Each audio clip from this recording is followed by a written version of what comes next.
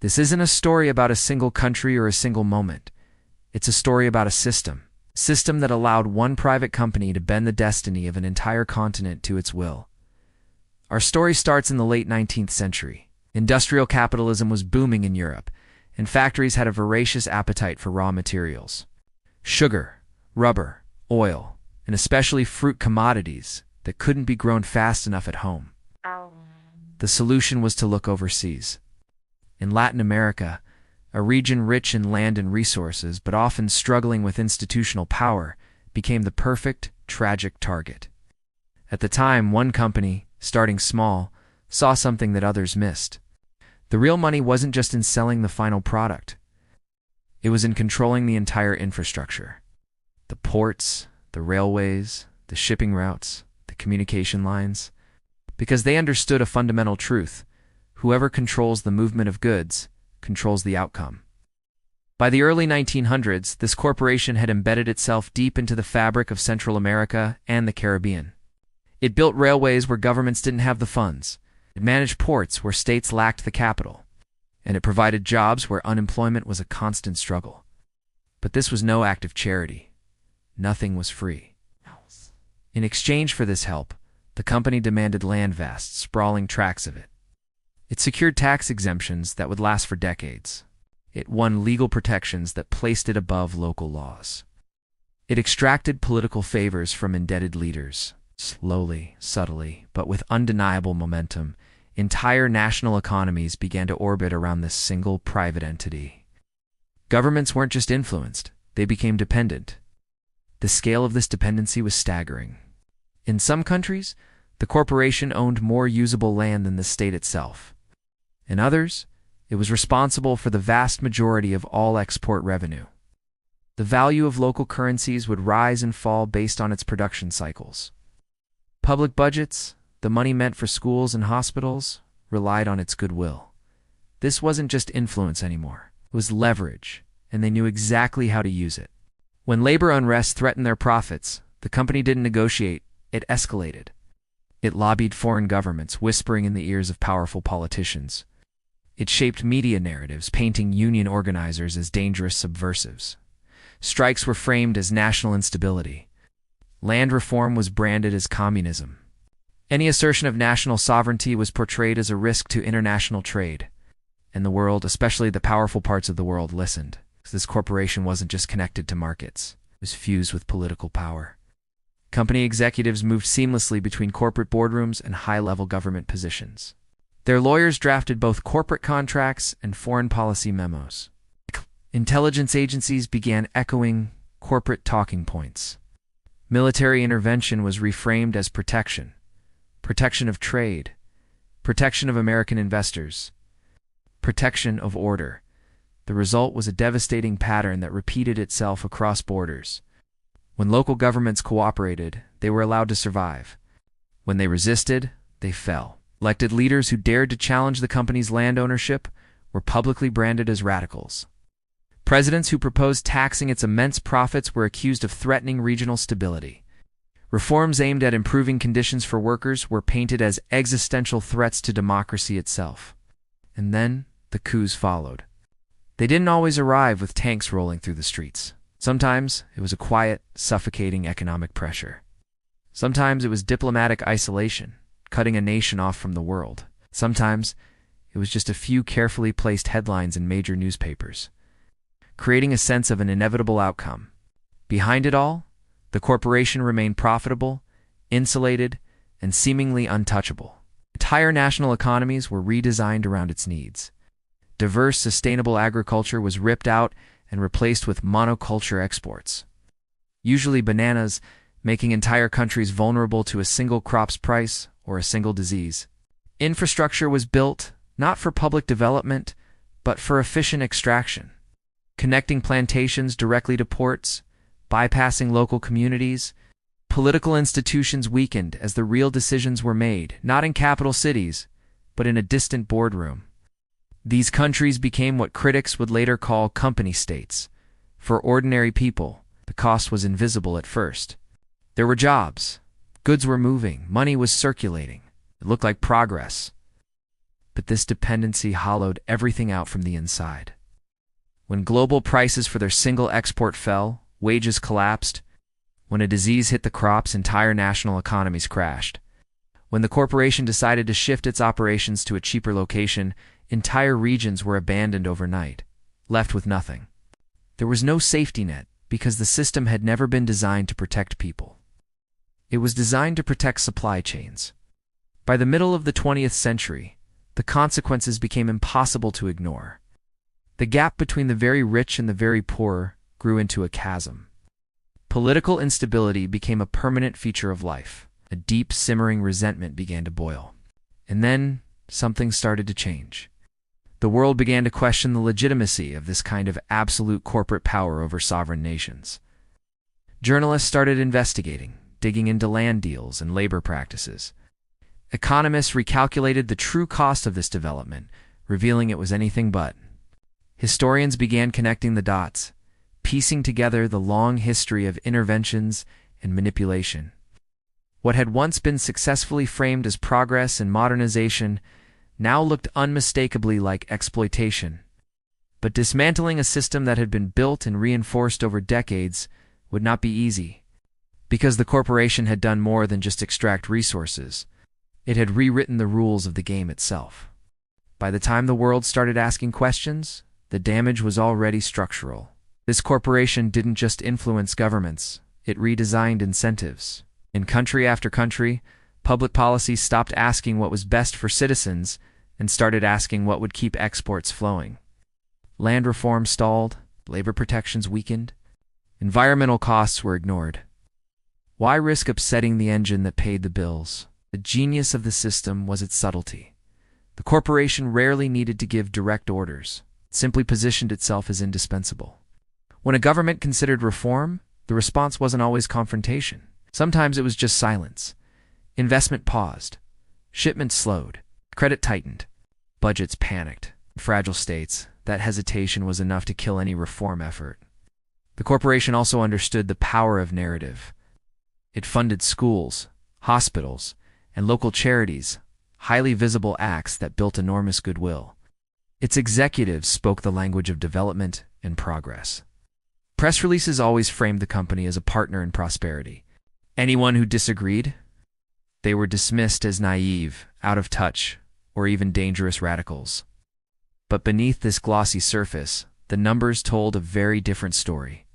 Profits flowed outward, while risks stayed local. Tax exemptions drained public revenue. Infrastructure built specifically for export did little to support internal trade or connect communities. Yes, economic growth existed on paper, but it was narrow, brittle, and entirely controlled by an external force. Then came the turning points. In the post-war era, a new generation of leaders emerged across the continent. Many were educated abroad, influenced by modern economic theories, and they began asking uncomfortable questions. Why did one single company own so much of our land? Why were our wages so low despite record-high exports? Why did our national policy bend so easily to foreign interests? Some of these new leaders tried negotiation. Others attempted to pass regulations. A brave few even pursued outright nationalization. The response was swift and brutal. Diplomatic pressure from powerful allies intensified. Access to critical trade markets was threatened. Coordinated media campaigns framed the reforms as authoritarian power grabs, stoking fear among the population. Fear itself became a currency: fear of isolation, fear of economic collapse, fear of retaliation. And when fear wasn't enough, force followed. Coups and political upheavals did not always announce their sponsors. They didn't have to. The outcomes spoke for themselves. Reformist leaders were removed from power. New, more compliant policies were put in place. Corporate privileges were immediately restored. The message echoed across borders. Your sovereignty has its limits. Yet this system carried its own weakness, a fatal flaw. By prioritizing extraction over resilience, it created economies that were utterly unable to adapt. So when global demand for their one product shifted, when new competitors emerged, when consumer tastes changed, the entire model faltered.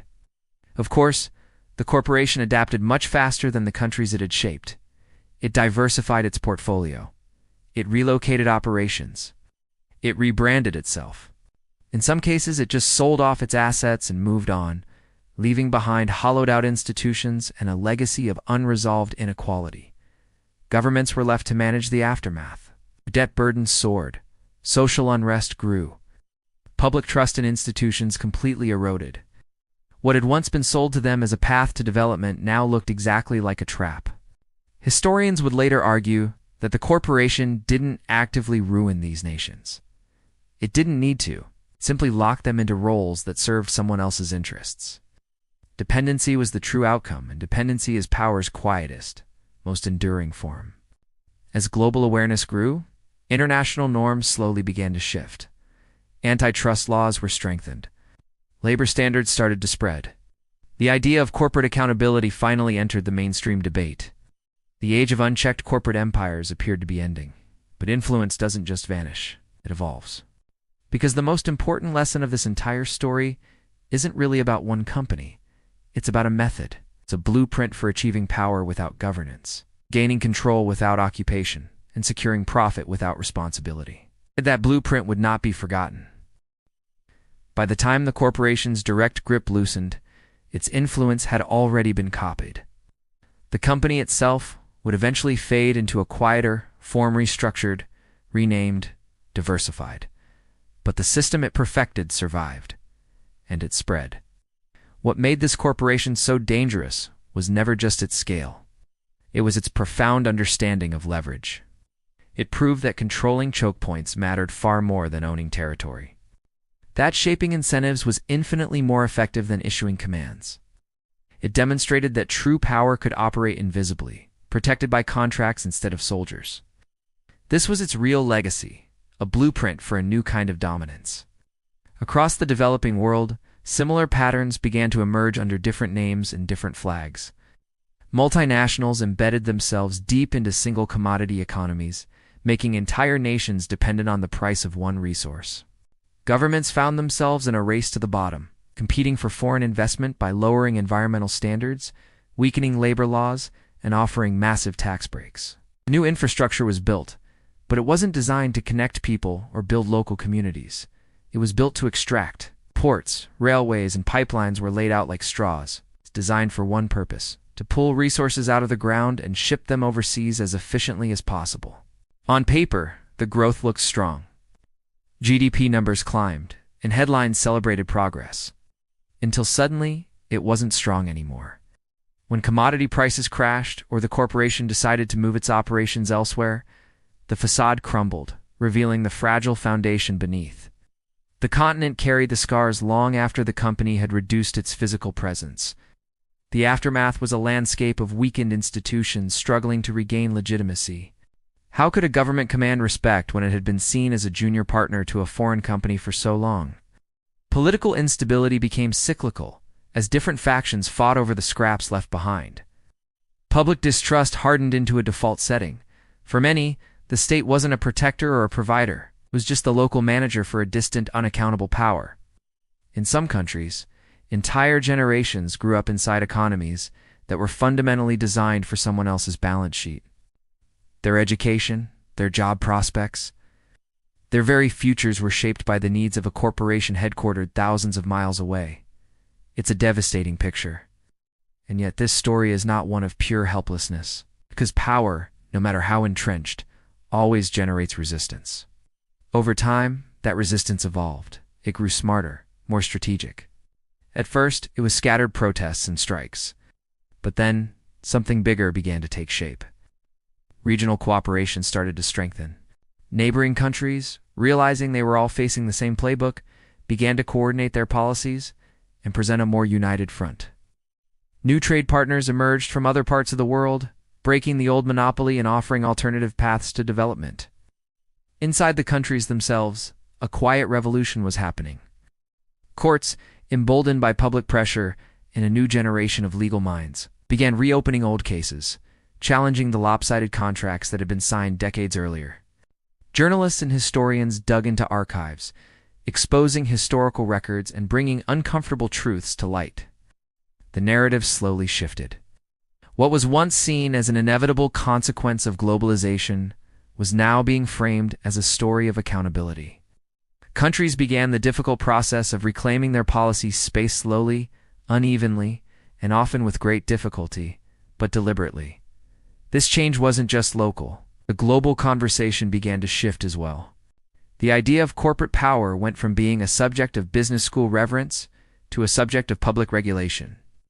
The intricate, globe-spanning supply chains that made modern consumerism possible were suddenly under scrutiny. Where did our products really come from? Who made them? And under what conditions? Environmental and labor standards, once dismissed as niche concerns, became mainstream political issues. The long-held doctrine that a corporation's only responsibility was to its shareholders began to crack. The concept of stakeholders, employees, communities, the environment gained traction. Still, we shouldn't get complacent. The blueprint remains dangerously relevant because the fundamental incentives that created it are still very much alive. In a world still perpetually hungry for growth, capital continues to move much faster than governance. Money can cross borders in a nanosecond, but laws, regulations, and oversight mechanisms lag far behind. Corporations, with their vast resources, legal teams, and global flexibility, still negotiate with individual states from a position of profound asymmetry. It's not a negotiation between equals. Fragile economies, especially those recovering from conflict or crisis, still face impossible choices. They are often forced to choose between protecting their long-term sovereignty and securing the short-term investment they need for survival. When your people are starving, it's hard to turn down a deal, even if you know it's a bad one. The lesson of this corporation is not that capitalism is inherently predatory or that all big companies are evil. That's too simple. The real lesson is that unchecked power, whether it's public or private, corporate or governmental, will always seek efficiency over humanity. It's in its nature. It will always prioritize the smoothest, most profitable path, and human costs are often treated as externalities, as collateral damage on a spreadsheet. When profit becomes completely detached from responsibility, when the people making decisions don't have to live with the consequences, manipulation inevitably fills the gap. The continent that was manipulated by this corporation was not weak by its nature. It was rich in resources, culture, and human potential. But it was exposed. It was exposed by its colonial history, by the deep-seated global inequality that followed, and by global demand structures it had absolutely no role in designing. And exposure, then as now, invites exploitation. It's like leaving a door unlocked in a bad neighborhood. The problem isn't the unlocked door itself. It's the environment that makes it a vulnerability. Today, the names have changed. The industries are different. We talk more about tech platforms, private equity, and complex financial instruments than about rubber or mining. The language is softer, cloaked in terms like public-private partnerships, structural adjustments, and optimizing value chains. But the fundamental question remains painfully, urgently familiar. Who really benefits from all this growth, and who ultimately pays the price for it? Because when power is allowed to operate without visibility, without accountability, it rarely just disappears. It doesn't vanish when a scandal breaks or a CEO resigns. It waits. It adapts. And the moment oversight weakens, the moment public attention shifts elsewhere, it returns. It might not come back with armies and gunboats as it did in centuries past. It returns with something quieter, cleaner, and in many ways, more powerful. A contract, an arbitration clause. A trade agreement negotiated in secret. It returns, and the cycle begins again. The challenge for all of us is to keep the lights on, to never stop asking who holds the power, and to ensure it's held accountable. Thanks for watching. If this story resonated with you, consider subscribing for more deep dives into the forces that shape our world.